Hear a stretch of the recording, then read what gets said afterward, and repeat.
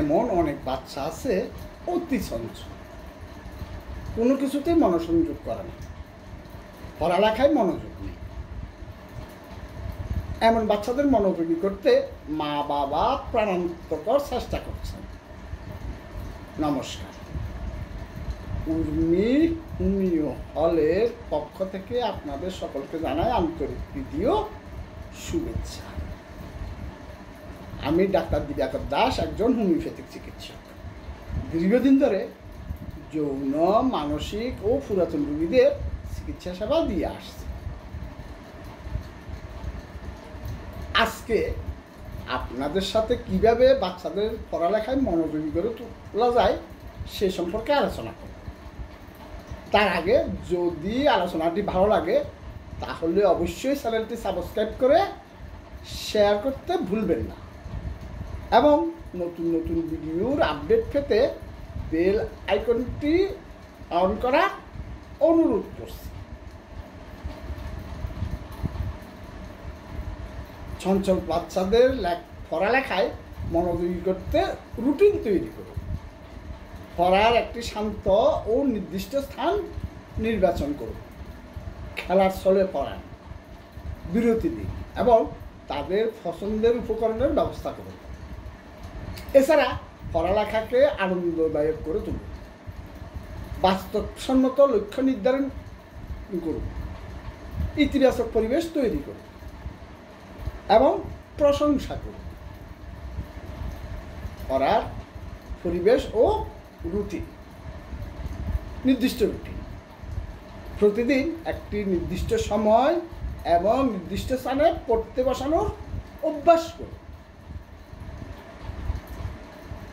শান্ত ও নির্দিষ্ট স্থান, এমন একটি জায়গা বেছে নিন যেখানে কোলাহল কম এবং মনোযোগ বিঘ্নিত হওয়ার সম্ভাবনা কম থাকে।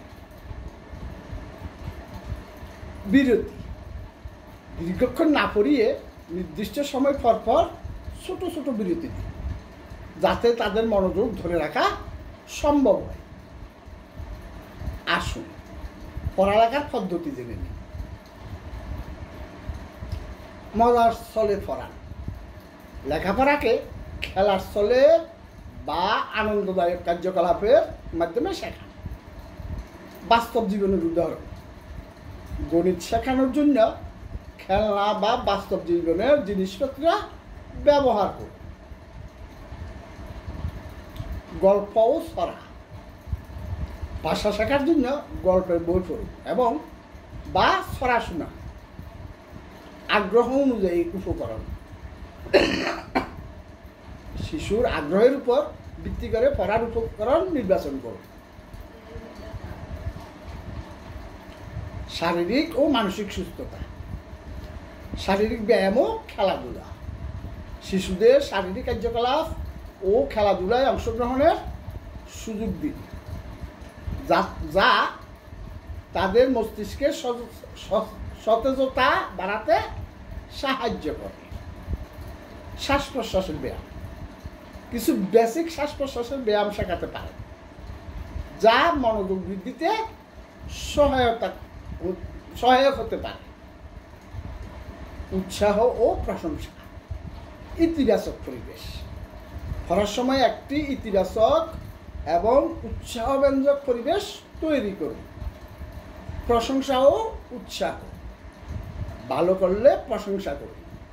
এটি তাদের আরও বেশি মনোযোগ হতে উৎসাহিত করে।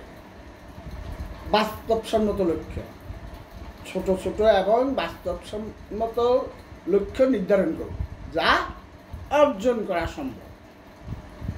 অন্যান্য গুরুত্বপূর্ণ বিষয়, ডিজিটাল ডিভাইসের ব্যবহার নিয়ন্ত্রণ করুন।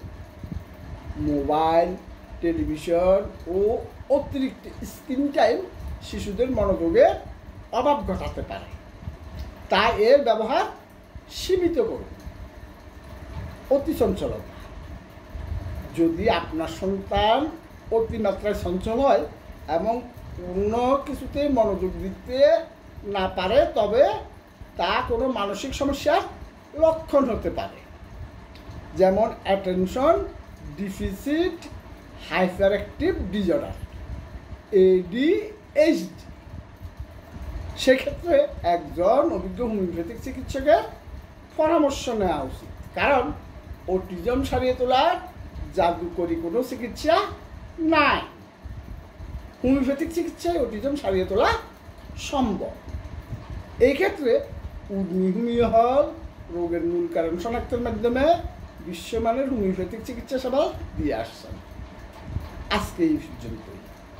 পরবর্তী ভিডিও দেখা আমন্ত্রণ রইল। ধন্যবাদ।